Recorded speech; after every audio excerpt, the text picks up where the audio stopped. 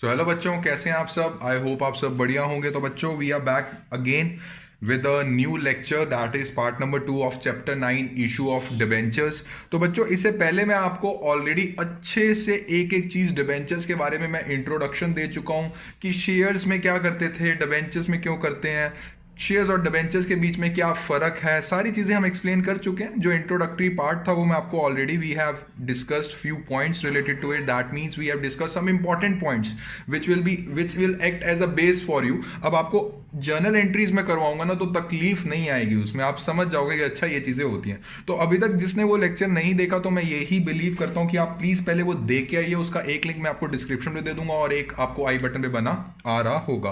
तो बच्चों, आज हम क्या करने वाले हैं? सर आज जर्नल एंट्रीज, यस आज जर्नल एंट्रीज होंगी। और जर्नल एंट्रीज मैं सीधा नहीं करवाऊंगा कि हाँ भाई देखो ये डिबेंचर्स की जर्नल एंट्रीज है। मैं आपको कंपेयर करवाऊंगा। देखो at the time of shares क्या होता था, at the time of debentures क्या होता था। जब कंपेयर करते हैं ना चीज, और आपने वो चीज पहले पढ़ रखी हो जिससे हम कंपेयर कर रहे हैं, तो समझना बहुत आसान हो जाता है एक बच्चे के लिए। तो वही मैं आपसे करके जाऊंगा। और इसमें मैं ये बिलीव करता हूं आप इशू ऑफ शेयर्स वाली जो हमारी क्लासेस हैं वो देख के आ चुके हैं, तभी इशू ऑफ डिबेंचर्स पढ़ना। The person who is starting with issue of debentures straight away, उसको समझ में नहीं आएगा। पहले इशू ऑफ शेयर्स वाले चैप्टर्स देख के आइए, ठीक है। तो एक डिफरेंस बना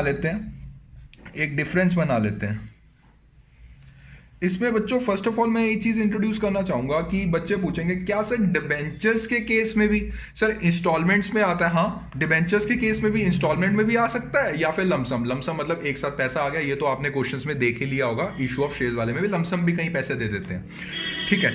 डिबेंचर्स के केस में भी पहले application, allotment, first call, second call, final call, जो कुछ भी बुलाते हैं वो चीजें होके चलती हैं। अब बात आती है सर एंट्री कैसे होती है। डेप्रिसिएशन की भी एप्लीकेशंस जाती हैं, ठीक है ना। इसकी सॉरी डेप्रिसिएशन बोल रहा हूं, डिबेंचर्स की भी एप्लीकेशंस जाती हैं। तो फर्स्ट एंट्री शेयर्स के केस में क्या होती थी, मुझे फटाफट से बता के चलेंगे प्लीज, ठीक है। शेयर्स और ये हो गया डिबेंचर्स, ये जो हम चैप्टर पढ़ रहे हैं ये उसका, ये ऑलरेडी जो हम पढ़ के आए हुए हैं। एंट्री समझाने की जरूरत नहीं है, एंट्री मैं ऑलरेडी समझा चुका हूं। मैं बता रहा हूं एंट्री क्या क्या आएंगी, ठीक है। तो फर्स्ट एंट्री शेयर्स के केस में ये आती थी sir, bank account debits to share application account. मैं एसएच ऐप लिख रहा हूं, आप पूरा इसको शेयर एप्लीकेशन समझ के चलेंगे। ये क्या होता था सर, एप्लीकेशंस का पैसा हमारे पास आ गया। इतनी बात समझ में आई कि नहीं? हाँ जी सर, इतनी बात हमें समझ में आ गई। अब मुझे फटाफट से बता के चलो कि डिबेंचर्स के केस में क्या एंट्री होगी। सर डिबेंचर्स के भी एप्लीकेशन जाएंगे। सर एक चीज तो क्लियर है क्या सर, इस केस में भी बैंक अकाउंट डेबिट तो होगा। अब मुद्दा ये आया क्या सर टू शेयर एप्लीकेशन होगा? नहीं नहीं सर, शेयर्स को हटा दो, इस वर्ड को हटा दो, एप्लीकेशन तो रहेगा। तो शेयर्स की जगह क्या दे रहे हैं, डिबेंचर्स दे रहे हैं। अब मुद्दा पता है क्या आया, कई बच्चे यहां पे क्या गलती करते हैं, वो लिख देते हैं टू डिबेंचर्स एप्लीकेशन, जो कि बिल्कुल सही है उनके अकॉर्डिंग, उनकी नॉलेज के अकॉर्डिंग बिल्कुल सही है। बट बच्चों, हमारे अकाउंटिंग स्टैंडर्ड्स और हमारे जो अकाउंटिंग प्रोफेशनल्स हैं वो ये बोल के चलते हैं कि आपको ना जो रेट ऑफ इंटरेस्ट है, दैट मीन्स जो मैंने पिछले लेक्चर में आपको समझाया था, कूपन रेट, जिसको हम रेट ऑफ इंटरेस्ट बोलते हैं डिबेंचर्स का, वो आपको डिबेंचर्स नाम के साथ प्रीफिक्स करना है। ये आप अपनी बुक में ही पढ़ेंगे, चाहे टीएस गरेवाल में चाहे डीके गोयल में, वो यही बोल के चलेंगे कि यू हैव टू प्रीफिक्स, साथ में फिक्स करना है। आप सिर्फ ये नहीं लिख सकते टू डिबेंचर्स एप्लीकेशन, आपको लिख के चलना है टू, मान लीजिए 10% कूपन रेट है, इंटरेस्ट रेट है, तो आप ये लिख के चलेंगे टू 10% डिबेंचर्स एप्लीकेशन अकाउंट। जब भी डिबेंचर्स का नाम लिखना है साथ में यू हैव टू राइट, ये चीज नोट डाउन कर लो, whenever you will write debentures in an entry, you have to prefix interest rate with it। ये छोटा छोटा लिखा है, नहीं समझ में आया तो बोल देता हूं। कहता है whenever you will write debentures in an entry you have to prefix, उसके साथ फिक्स करना है इंटरेस्ट रेट, लिखा आना चाहिए। टू डिबेंचर्स लिखोगे क्वेश्चन गलत हो जाएगा, ठीक है। तो फटाफट से बताइए, मुझे पता है एप्लीकेशन है, किस चीज की एप्लीकेशन, डिबेंचर्स की एप्लीकेशन, शेयर की एप्लीकेशन नहीं, और मुझे पता है प्रीफिक्स करना है इंटरेस्ट। तो मान लो यहाँ पे 10% लेके चल रहा हूं, यहां आप लिखेंगे 10% डिबेंचर्स एप्लीकेशन अकाउंट, ठीक है। तो बच्चों एंट्री क्या बनी, bank account debit to 10% debentures application account, ठीक है। तो सेकंड एंट्री क्या होती है सर, सेकंड एंट्री होती है जो शेयर एप्लीकेशन का पैसा हमें रिसीव हो गया है, बात कर रहा हूं शेयर्स की, जो शेयर एप्लीकेशन का पैसा सर हमें रिसीव हो गया उसको हम शेयर कैपिटल में डाल देते हैं, ठीक है। तो इस केस में सेकंड एंट्री होती थी share application account debits to share capital. और मुझे फटाफट से बताइए अब 10% डिबेंचर्स एप्लीकेशन जो है ये तो अब खत्म होने जा रहे हैं, तो उसकी एंट्री क्या होगी 10%। बच्चों शॉर्ट फॉर्म लिख रहा हूँ, आप पूरा प्लीज लिख के चलेंगे। 10% application debentures application account debit to.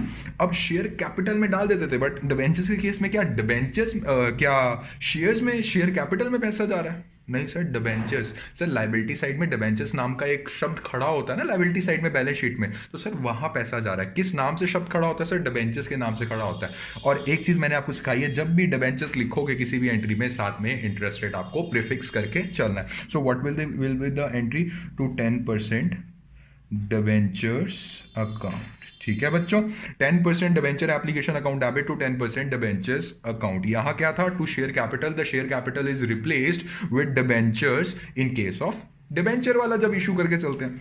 Okay, same case हमारा रहता है थर्ड में।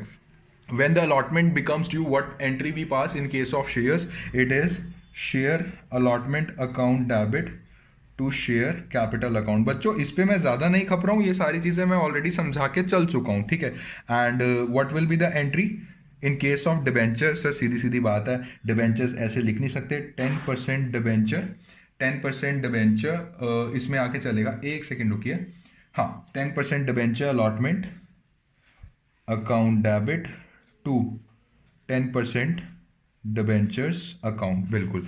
And when we receive the amount in case of shares, sir simple entry होती है bank account debit to share allotment account. और इस केस में क्या होगा सर? बैंक में तो इसमें भी एंट्री आएगी, चाहे डिबेंचर्स आ रहे हैं चाहे शेयर्स आ रहे हैं। Bank account debit to 10%, sir जो डिबेंचर्स अलॉटमेंट खड़े किए हुए हैं सर वो खत्म कर दीजिए, टू 10% डिबेंचर अलॉटमेंट अकाउंट। बच्चों नॉर्मल है।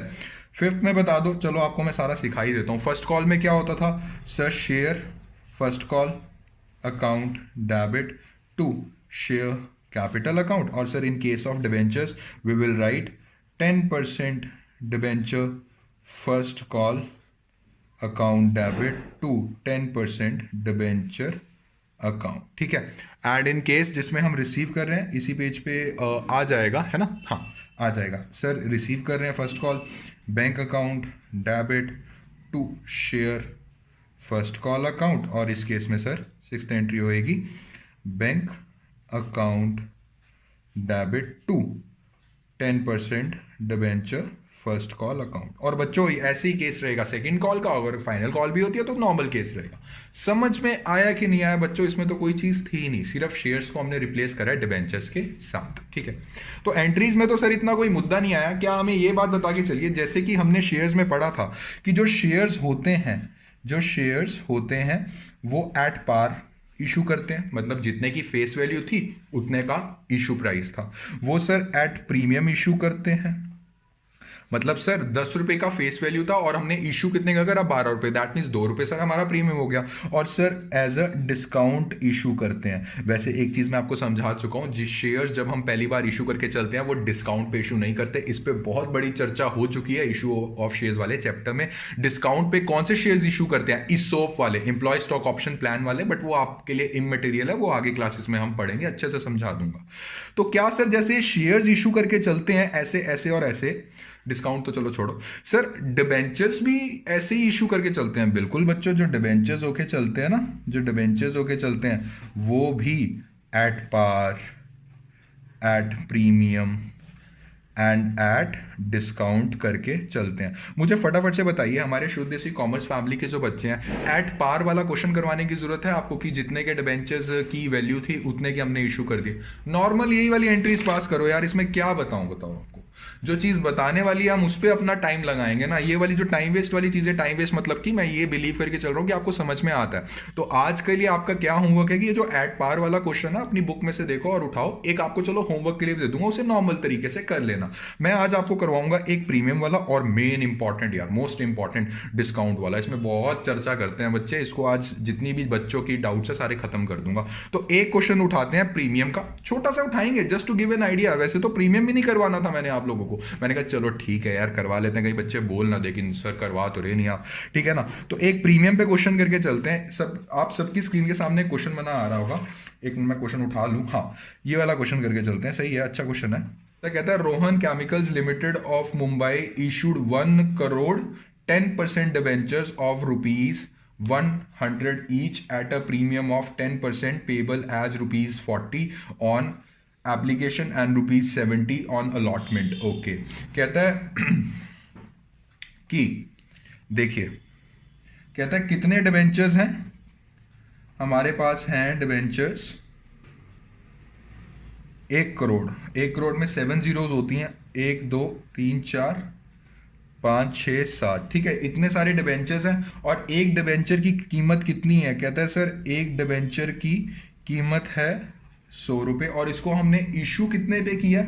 सर इसको इशू करा हमने 10% प्रीमियम पे। ओके, और इशू प्राइस इसका हो गया 100 इंटू में 10% प्लस 100, ये 100 में तो करोगे ना, तो इसका तो आएगा कितना 10 प्लस 100, दैट मीन्स 110 रुपये। दैट मीन्स इसमें से जो 10 रुपये है वो प्रीमियम का है। फटाफट से मुझे बता के चलिए ये पेबल कैसा है। बच्चों हमेशा मैंने आपको यही चीज बताई है, if the question is silent regarding on which call we have called up the amount of premium, so we will consider it as an allotment. Allotment के साथ अगर प्रीमियम वाली बात साइलेंट है तो अलॉटमेंट के साथ हमने प्रीमियम मंगवा लिया, ये बोल के चलते हैं। तो टोटल शेयर की वैल्यू है सर 100 और इसमें प्लस है प्रीमियम का, दैट मीन्स 40 रुपये तो नॉर्मल है एप्लीकेशन के, और सर 70 रुपये दिखा रहा है अलॉटमेंट में, मतलब कि 60 रुपये तो अलॉटमेंट असली में थी और अलॉटमेंट के साथ हमने 10 रुपये प्रीमियम के मंगवा लिए। ठीक है, ठीक है सर। उसके बाद बोल रहा है debentures are redeemable on March 31, 2020। अभी इस लाइन पे कोई गौर नहीं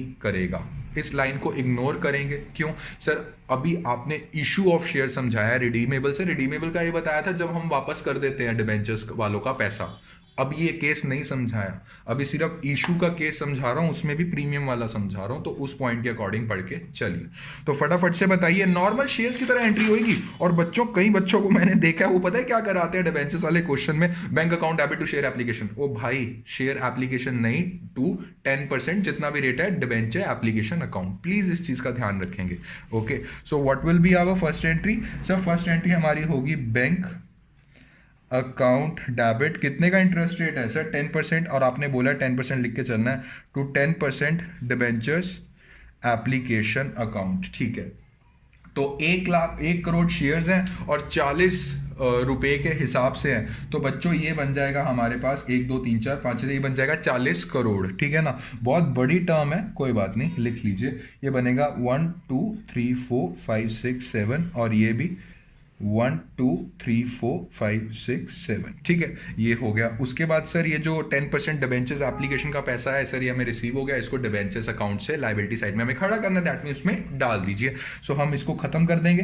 10% debenture application account debit to 10%, 10% लगाना भूलना मत प्लीज यार, टू 10% डिबेंचर्स अकाउंट कितने से?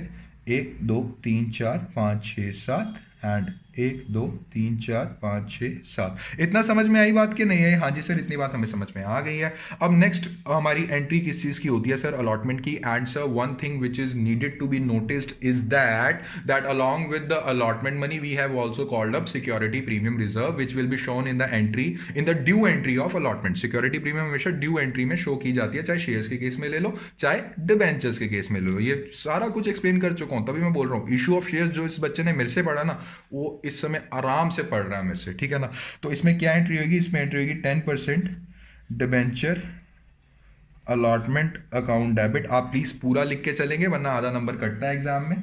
ठीक है, और इसमें आप लिखेंगे to 10% debentures account to security premium reserve account. Okay, so मुझे फटाफट से बता के चलिए, नॉर्मली जो ओरिजिनली फेस वैल्यू हमें 10% डिबेंचर्स में ट्रांसफर करनी है वो कितने की थी सर? वो टोटल हमारी थी, ये हो गया हमारे पास 10 लाख, सॉरी ये हो गया हमारे पास 1 2 3 4 5 1 करोड़।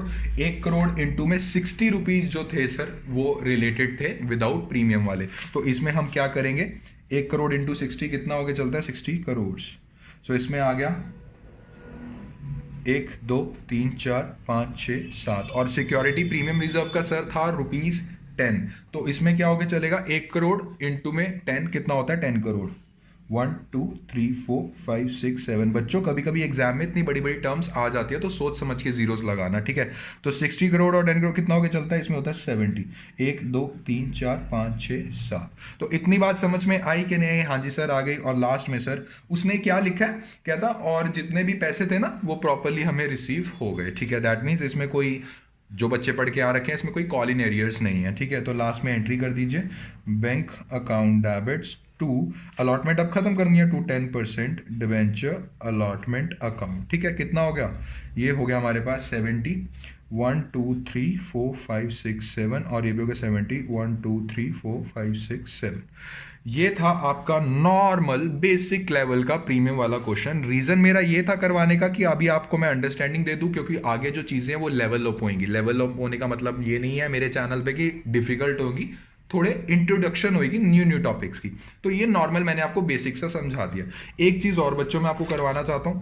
क्या चीज? क्या सर जैसे आपने हमें बोला था कि जो शेयर्स होके चलते हैं वो डिस्काउंट पे हम इशू नहीं करते, क्या सर हम डिबेंचर्स इशू कर सकते हैं? बिल्कुल कर सकते हैं। हमारा जो अकाउंटिंग स्टैंडर्ड्स हैं वो ये बोल सकते हैं कि हाँ हम डिबेंचर्स जो हैं वो इशू करके चलते हैं। सर एक चीज तो डिबेंचर्स हम डिस्काउंट पे इशू करके चल सकते हैं। सर एक चीज तो मुझे क्लियर है, सर जो डिस्काउंट है वो नफा नुकसान है एक तरीके का, सर हमें बड़ा नुकसान हुआ है सर, ठीक है। सर जो नुकसान होता है सर वो नॉमिनल अकाउंट को रिप्रेजेंट करता है, बिल्कुल। सर जो नॉमिनल अकाउंट को रिप्रेजेंट करता है सर वो डेबिट साइड में आता है, ठीक है। सर एक चीज तो मुझे क्लियर होगी, discount on debentures account. Sir question की बात तो छोड़िए, मैं आपको क्वेश्चन करने से पहले ही एक चीज क्लियर कर देता हूं। क्या बेटा बताओ? कहता है सर डिस्काउंट और डिबेंचर्स अकाउंट से डेबिट होगा। सर मैं +1 से सीख के आ रखा हूं, नफा नुकसान खर्चे को हमें डेबिट करना है। चलो मान लेते हैं आपकी बात ठीक है। और एक चीज और सीखी होगी, अगर आप मेरे को +1 की बात बता ही रहे हो तो एक चीज आप लोगों ने और सीखी होगी। पूछो क्या?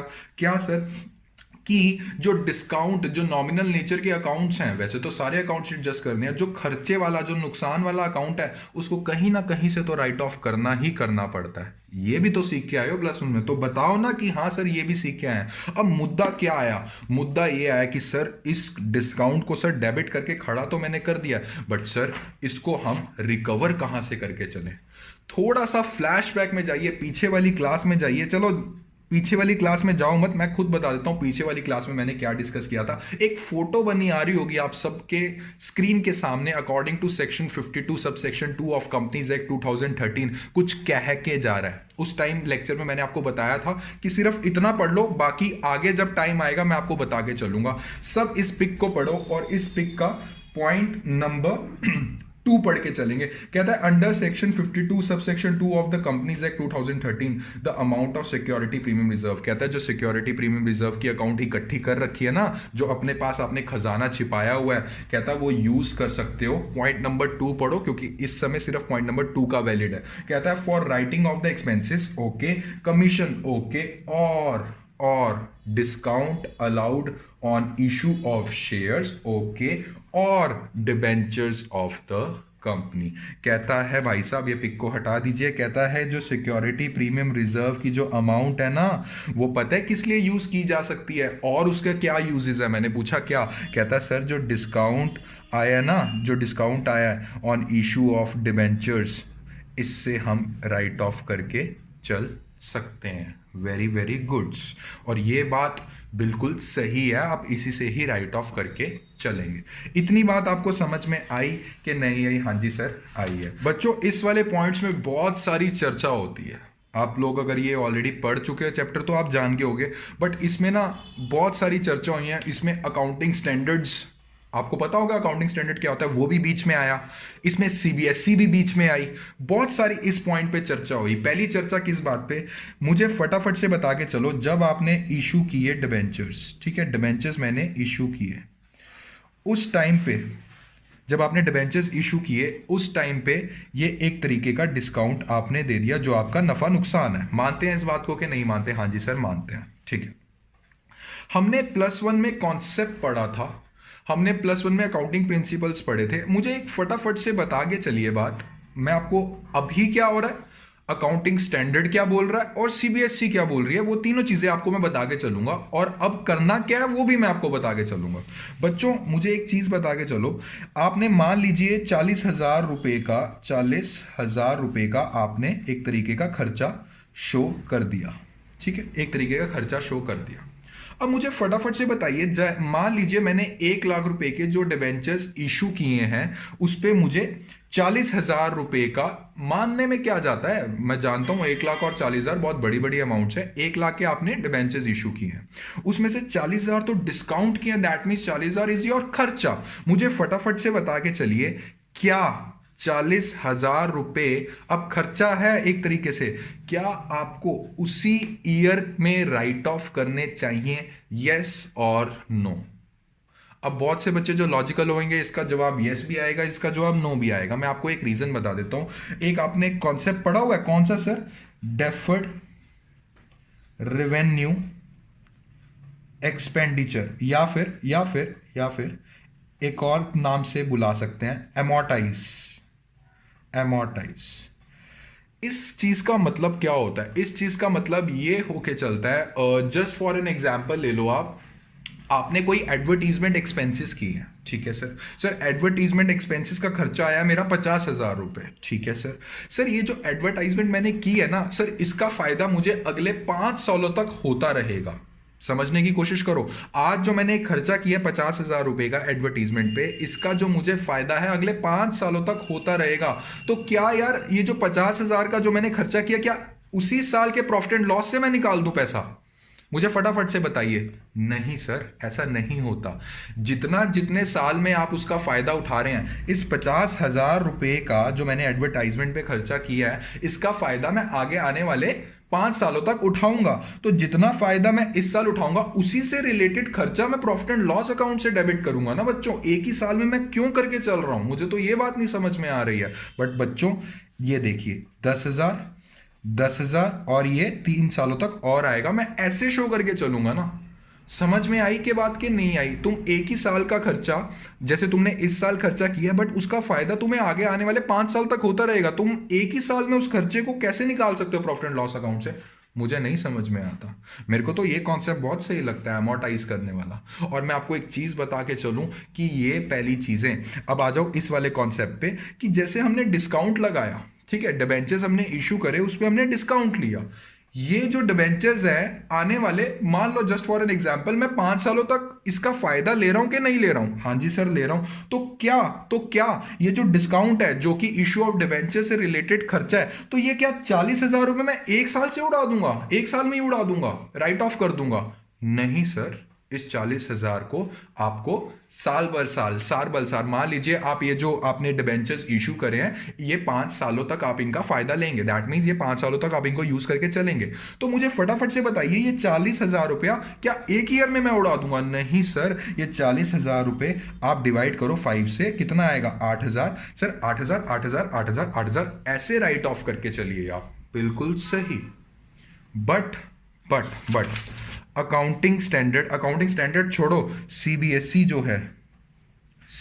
जो है वो ये बोल के चलता है कि हम, सुन लो मेरी बात आराम से, सीबीएसई ये बोल के चलता है कि जो discount on issue of debentures है, ये जो discount on issue of debentures है, ये आप जिस साल में हमने इशू करे हैं डिबेंचर्स और डिस्काउंट पे इशू करे हैं, उसी साल ये डिस्काउंट राइट ऑफ करके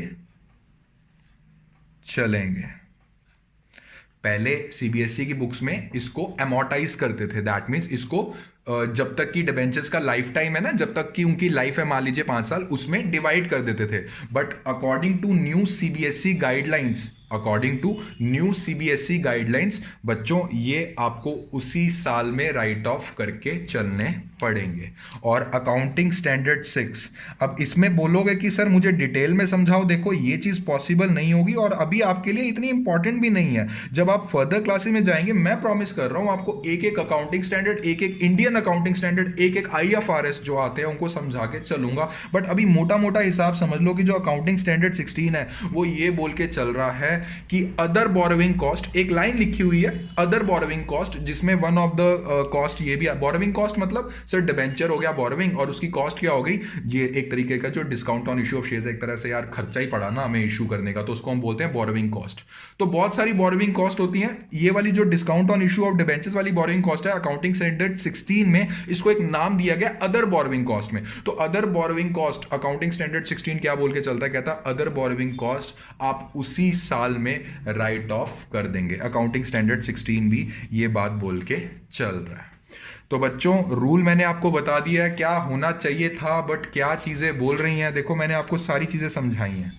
आप ये नहीं बोल सकते कि सर ये तो आपने रूल बता दिया, मैंने आपको अपना पॉइंट ऑफ व्यू बताया। मे बी मैं गलत हो सकता हूं, बट यार मैं अकॉर्डिंग टू रूल आपको बता रहा हूँ, रूल के अकॉर्डिंग तो ऐसे ही होना चाहिए था। और बहुत साल पहले डीके गोयल और टीएस गरेवाल में बहुत साल पहले हो भी रहा था ऐसे। बट बच्चों सीबीएसई की जो नई गाइडलाइंस आई, अब सीबीएसई के आगे तो हमारी कुछ नहीं चलती, उन्होंने ये बोला कि नहीं तुम उसी साल ये राइट ऑफ करके चलोगे।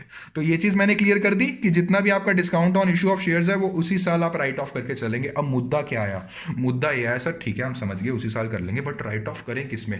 पहले राइट ऑफ आप किससे करोगे सर? सेक्शन 52 सबसेक्शन 2 में सिक्योरिटी प्रीमियम रिजर्व का जो बॉटल है ना सर, उसमें से पैसा निकाल के राइट ऑफ करेंगे। बट कभी कभी क्या होता है, जो आपके डिस्काउंट है, जो आपका नफा नुकसान है, वो सिक्योरिटी प्रीमियम रिजर्व से पूरा राइट ऑफ नहीं हो पा रहा, थोड़ा सा डिस्काउंट अभी भी बचा हुआ है जो आपको राइट ऑफ करके चलना है। तो बच्चों उसको हम राइट ऑफ करेंगे। बाकी का जो बच गया है statement of profit and loss account, जो प्रॉफिट एंड लॉस अकाउंट में जो रेवेन्यू प्रॉफिट्स पड़ा है उसको भी आप यूज करके चलेंगे। इसमें एक क्वेश्चन आता है, मैंने आपको बता दिया ना पहले, क्या फर्स्ट स्टेप आप कहां से राइट ऑफ करेंगे? सिक्योरिटी प्रीमियम रिजर्व से। और सेकेंडली आप कहां से राइट ऑफ करके चलेंगे? जो रेवेन्यू प्रॉफिट्स, जो statement of profit and loss account में प्रॉफिट्स पड़े हैं वहां से राइट ऑफ करके चलेंगे। एक बच्चे का क्वेश्चन आया और दिल खुश हो गया ये क्वेश्चन पूछ के। बच्चा कहता है कि सर क्या कैपिटल रिजर्व, याद करो मैंने क्या बोला था,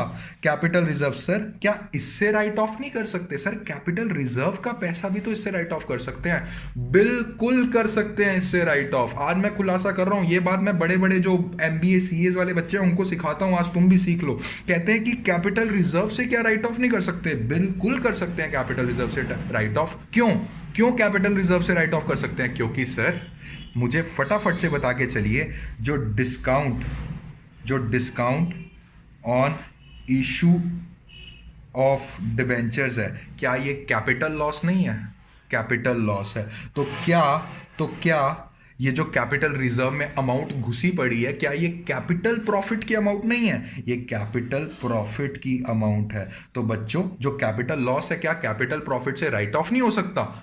हो सकता है, बट फिर मेरी जुबान चुप हो जाएगी। क्यों? क्योंकि according to new CBSE guidelines वो ये बोल के चलते हैं बच्चों कि कैपिटल रिजर्व नहीं राइट ऑफ कर सकते आप, कैपिटल रिजर्व से आप नहीं राइट ऑफ कर सकते discount on issue of debentures को। आपकी बात, जिसको भी ये डाउट आया, बिल्कुल कर सकते हैं, but according to new CBSE guidelines आप इसको नहीं शो करके चलेंगे। सीबीएसई गाइडलाइंस सीधी ये बोलती है कि जो भी आपके पास discount on issue of debentures आया, पहली चीज वो आपको उसी ईयर में राइट ऑफ करना है, जो मेरे को ठीक नहीं लगी बट बोल रही है तो कर देंगे।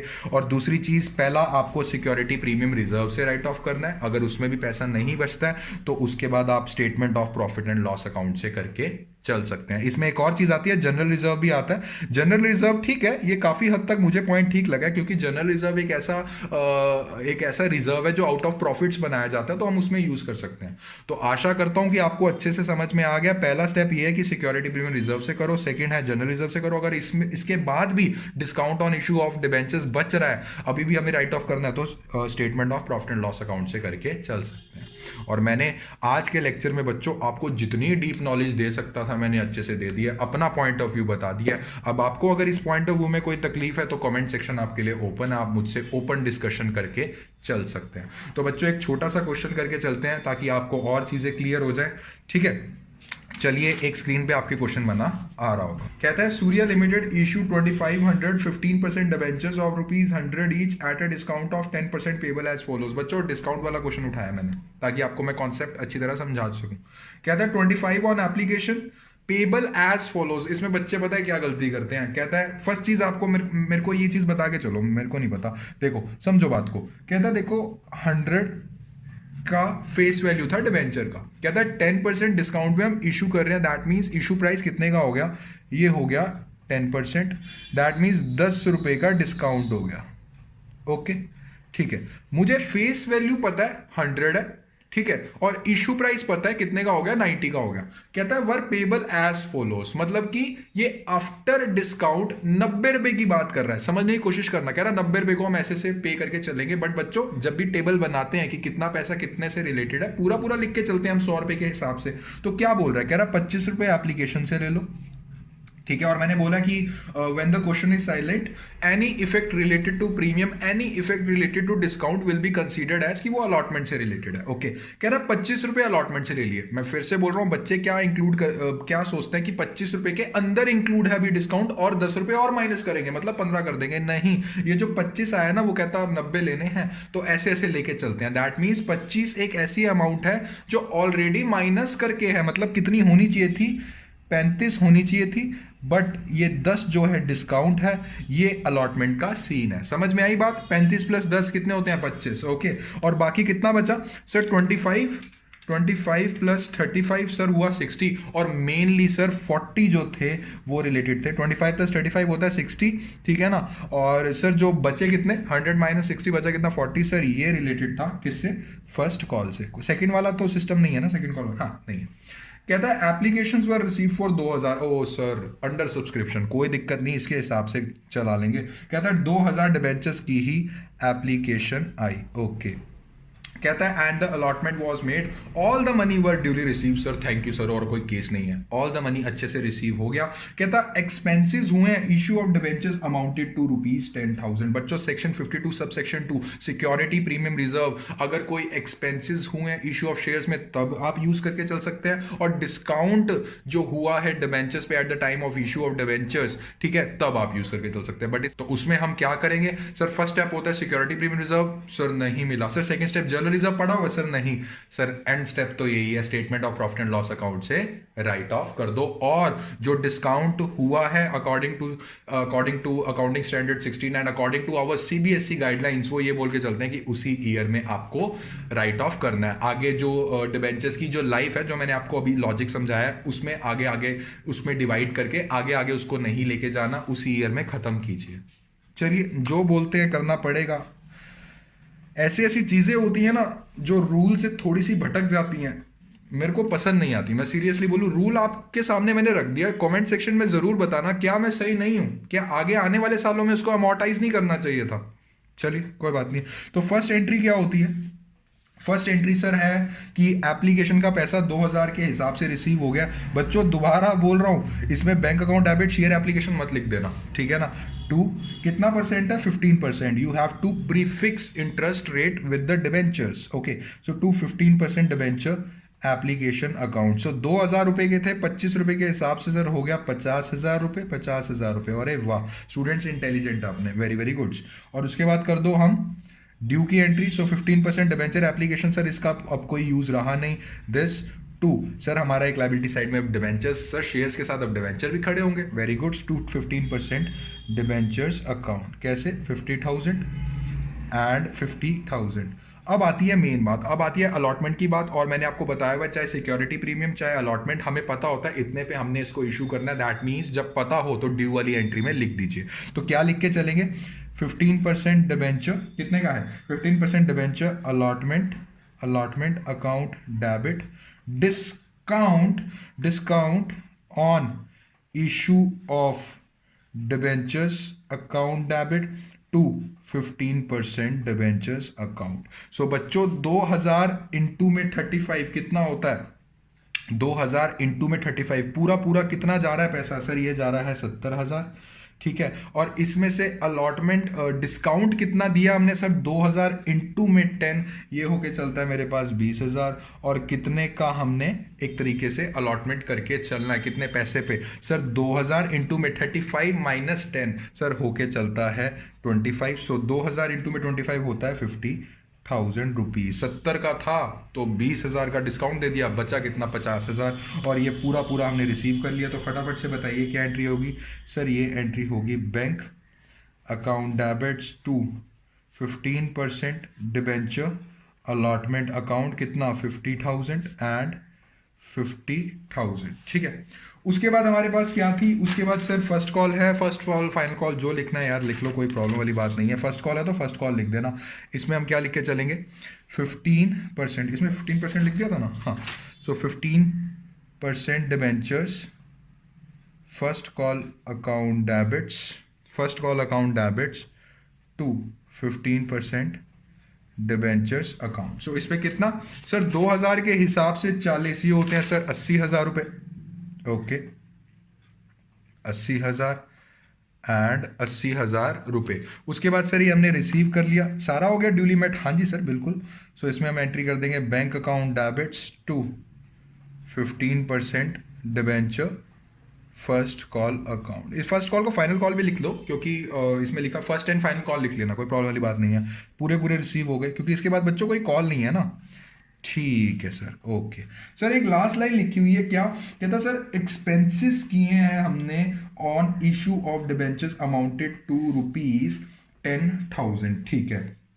तो इसकी एंट्री कर दीजिए sir, expenses on issue account debit to इसमें आएगा टू बैंक अकाउंट, बैंक से पैसे चले गए, एक्सपेंसेस हुए थे कितने के 10,000 रुपए। और सर याद करते हैं किसको, सर याद करते हैं section 52 sub section 2 of companies act 2013। अगर कोई डिस्काउंट का खर्चा है, कोई एक्सपेंसेस है, उसको सारे को हम सिक्योरिटी प्रीमियम रिजर्व से राइट ऑफ करेंगे उसी ईयर, अकाउंटिंग स्टैंडर्ड 16 के अकॉर्डिंग उसी ईयर से। बट सर यहाँ पे ना मेरे पास सिक्योरिटी प्रीमियम रिजर्व है, ना मेरे पास सर जनरल रिजर्व है। दैट मीन्स ये जो खर्चा हुआ है कौन कौन सा, सर एक तो 10,000 रुपए का हो गया, और सर एक हो गया discount on issue of debentures 20,000 रुपए का। सर टोटल 30,000 का खर्चा हो गया। सर कहां से निकालें बच्चे, ये आप निकाल के चलेंगे statement of profit and loss account से, ठीक है। मैंने आपको पहले ही बता दिया था, ये चीज क्लियर कर चुका हूं। Statement of P&L account to, इसमें आगे चलेगा discount on issue of debentures account, क्योंकि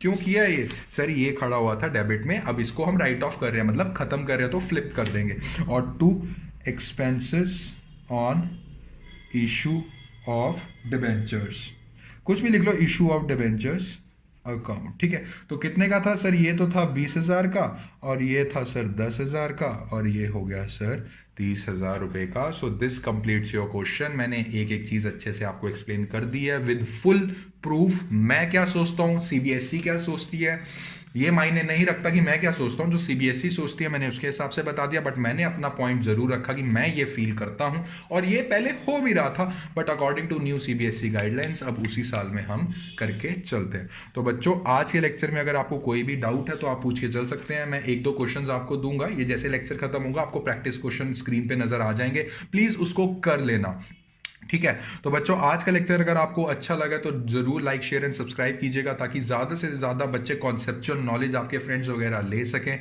तो बच्चों रिवाइज कीजिएगा, तब तक के लिए मिलते हैं नेक्स्ट वीडियो में। Happy learning, thank you.